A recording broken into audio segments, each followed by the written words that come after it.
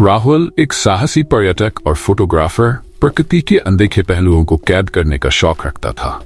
इस बार उसकी मंजिल थी उत्तराखंड के एक घने जंगल, जिसे चुड़ैल का जंगल कहा जाता था। ये जंगल अपने अंधकार में रहस्यों और खौफनाक कहानियों के लिए कुख्यात था। ग्रामीणों ने राहुल को चेतावनी दी, उस जंगल में मत जाओ बेटा, वहां जाने वाले कभी वापस नहीं आते। लेकिन राहुल ने इसे केवल अंधविश्वास समझा। उसने अपना कैमरा उठाया, एक बैकपैक तैयार किया और जंगल की ओर चल पड़ा। जंगल में प्रवेश करते ही राहुल को महसूस हुआ कि ये जगह कुछ अलग थी। यहाँ की हवा भारी और ठंडी थी और हर कोने में अजीब सी खामोशी थी। पक्षी भी जैसे चुप थे। फोटोग्राफी के लिए सही जगह ढूंढते हुए उसने देखा कि सूरज तेजी से ढल रहा है। शाम का धुंधल का एक डरावना रूप लेने लगा। राहुल ने सोचा, शायद मुझे रात होने से पहले बाहर निकल जाना चाहिए।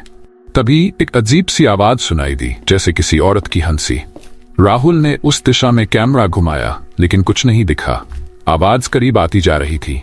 तभी उसने देखा सफेद साड़ी में एक औरत, जिसके बाल बिखरे हुए थे और उसकी पीठ राहुल की ओर थी। क्या आप ठीक हैं? राहुल ने हिम्मत करके पूछा। औरत ने धीरे धीरे अपनी गर्दन घुमाई। उसकी आंखें लाल थीं और उसके होंठ एक खौफनाक मुस्कान में फैले हुए थे। राहुल के हाथ से कैमरा गिर गया। भागते हुए राहुल जंगल में और गहराई में चला गया। रास्ते धुंधले लगने लगे। उसे ऐसा लगा कि जंगल एक भूल भुलैया बन गया है। हर दिशा में वही पेड़, वही घास और वही अजीब सी फुसफुसाहट। राहुल ने अपने बैग से टॉर्च निकाली, लेकिन उसकी बैटरी खत्म हो चुकी थी। वह अंधेरे में फंस गया था। भटकते भटकते राहुल को एक झोपड़ी दिखाई दी। अंदर से मध्यम रोशनी आ रही थी। उसने सोचा, शायद यहाँ कोई मदद मिल जाए। जैसे ही वह अंदर गया, झोपड़ी में एक बूढ़ा आदमी बैठा मिला। उसकी आंखें सफेद थीं, जैसे वह देख नहीं सकता। बूढ़े ने कहा, तुमने चुड़ैल को देख लिया है, अब तुम्हारे पास ज्यादा समय नहीं है। राहुल चौंक गया। उसने पूछा, आपको कैसे पता? और मैं यहां से बाहर कैसे निकल सकता हूँ? बूढ़ा बोला, तुम्हें चुड़ैल को हराना होगा, लेकिन उसके लिए तुम्हें उसकी कहानी समझनी होगी। बूढ़े ने बताया कि यह जंगल कभी राजा विक्रम सिंह का शिकारगाह हुआ करता था। यहाँ की एक ग्रामीण लड़की सुलोचना अपनी सुंदरता और आवाज के लिए प्रसिद्ध थी। राजा ने उसे अपनी रानी बनाना चाहा, लेकिन सुलोचना ने इनकार कर दिया। राजा ने गुस्से में सुलोचना को मार डाला और उसके शरीर को इसी जंगल में दफना दिया। कहते हैं कि सुलोचना की आत्मा बदला लेने के लिए लौट आई और तब से ये जंगल श्रापित है। राहुल को यह समझ आ गया कि वह सुलोचना की आत्मा का सामना कर रहा था। बूढ़े ने उसे एक ताबीज दिया और कहा, यह ताबीज तुम्हारी रक्षा करेगा, लेकिन केवल तब तक जब तक तुम्हारा दिल साफ है। जंगल में लौटते ही सुलोचना की आत्मा ने राहुल को घेर लिया। उसने चारों ओर से खतरनाक माया रच दी। राहुल को अपने बचपन की बातें याद आने लगीं, जो उसे डराने के लिए काफी थीं। लेकिन राहुल ने हिम्मत नहीं हारी। उसने ताबीज को पकड़ा और कहा, मैं यहाँ किसी को नुकसान पहुंचाने नहीं आया। अगर तुम्हारी आत्मा को शांति चाहिए तो मुझे रास्ता दिखाओ। सुलोचना की आत्मा ने राहुल से कहा, मुझे शांति तभी मिलेगी जब कोई राजा विक्रम सिंह की समाधि से मेरी राख लेकर उसे मंदिर के पवित्र जल में प्रवाहित करेगा। राहुल ने सहमति जताई और समाधि की खोज में निकल पड़ा। राहुल ने समाधि तक पहुंचने के लिए जंगल की हर बाधा पार की। वहां उसने राजा विक्रम सिंह की समाधि खोदी और सुलोचना की राख निकाली। जैसे ही वह राख लेकर बाहर निकला, आत्माएं उसे रोकने लगीं, लेकिन ताबीज ने उसे सुरक्षित रखा। राख लेकर राहुल ने जंगल से बाहर निकलने का रास्ता ढूंढा, लेकिन हर कदम पर सुलोचना की आत्मा उसे बचाने की कोशिश कर रही थी। मंदिर पहुंचकर राहुल ने सुलोचना की राख को पवित्र जल में प्रवाहित किया। अचानक पूरे जंगल में एक दिव्य प्रकाश फैल गया। सुलोचना की आत्मा ने कहा, अब मुझे शांति मिल गई, धन्यवाद। राहुल मंदिर से लौटकर अपने शहर वापस आ गया। उसकी जिंदगी सामान्य हो रही थी, लेकिन जंगल में बिताए हुए पल उसे चैन से बैठने नहीं दे रहे थे। हर रात जब वह सोने की कोशिश करता, उसे सुलोचना की आवाज सुनाई देती। एक दिन उसने अपने कैमरे में कैद तस्वीरें देखनी शुरू की। राहुल चौंक गया, क्योंकि तस्वीरों में केवल जंगल की झलक नहीं थी, उसमें सुलोचना का अस्पष्ट चेहरा भी दिख रहा था। राहुल ने उन तस्वीरों को अपने दोस्त करण, जो एक पैरानॉर्मल एक्सपर्ट था, के साथ साझा किया। करण ने ध्यान से तस्वीरें देखी और कहा, यह आत्मा पूरी तरह से मुक्त नहीं हुई है। कहीं न कहीं जंगल में कोई और रहस्य है। करण ने सुझाव दिया कि वे दोनों जंगल में वापस जाएं और सुलोचना की आत्मा को पूरी तरह से शांति देने की कोशिश करें।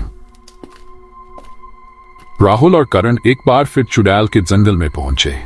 इस बार उन्होंने पहले से तैयारी कर रखी थी, धूप, मंत्र और आत्मा को रोकने के लिए कुछ विशेष औजार। जंगल में प्रवेश करते ही उन्हें अजीब सी आवाजें सुनाई देने लगीं। राहुल को ऐसा लगा जैसे जंगल पहले से भी ज्यादा भयावह हो गया है। जंगल के बीचों बीच उन्हें सुलोचना की आत्मा दिखाई दी। उसने गुस्से में कहा, तुमने मुझे शांति देने की कोशिश की, लेकिन मेरे दर्द की असली वजह अब भी जिंदा है। करण ने पूछा, तुम्हारा दर्द क्या है? हम तुम्हारी मदद करना चाहते हैं। सुलोचना ने बताया कि राजा विक्रम सिंह ने उसकी हत्या के बाद उसकी बहन के साथ भी अत्याचार किया था। उस बहन की आत्मा अब भी जंगल में फंसी हुई है और उसे बचाने के लिए एक विशेष प्राचीन ग्रंथ की जरूरत है जो महल के तहखाने में छुपा हुआ है। राहुल और करण ने महल के खंडहरों का रुख किया। वहां पहुंचते ही उन्हें लगा कि महल जिंदा है।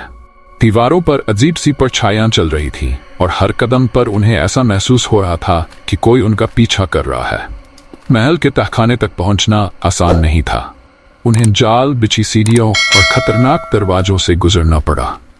तहखाने के अंदर उन्होंने एक कक्ष पाया जहां एक प्राचीन ग्रंथ रखा हुआ था। जैसे ही उन्होंने ग्रंथ उठाया, पूरा तहखाना हिलने लगा। ग्रंथ के साथ बाहर निकलते वक्त करण ने देखा कि एक परछाई उनके पास आ रही है। वह सुलोचना की बहन थी। उसकी आंखों में एक अजीब सा दर्द था। ग्रंथ को पढ़ने पर पता चला कि सुलोचना और उसकी बहन के अत्याचारों के पीछे केवल राजा विक्रम सिंह नहीं, बल्कि एक शाही तांत्रिक भी था।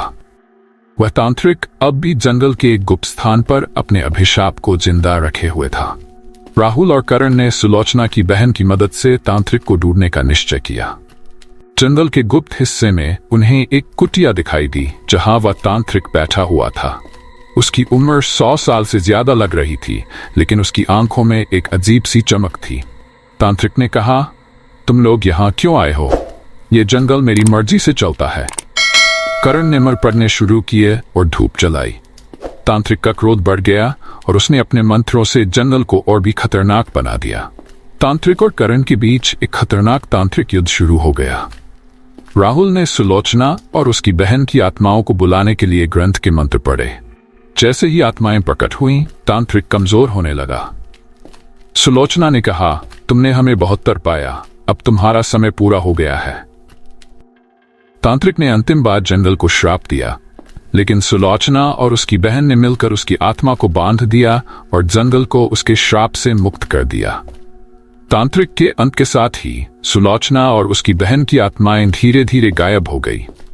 उन्होंने राहुल और करण को धन्यवाद दिया और कहा, अब ये जंगल सुरक्षित रहेगा। हमारा दर्द खत्म हो गया। जंगल अब पहले की तरह सामान्य हो गया। पक्षियों की चहचहाहट लौट आई और हवा में एक नई ताजगी महसूस होने लगी। राहुल ने अपनी तस्वीरों में इस बदलाव को कैद किया और एक नई शुरुआत का हिस्सा बना। ये कहानी हमें सिखाती है कि सच्चाई और न्याय के लिए किया गया प्रयास हमेशा सफल होता है।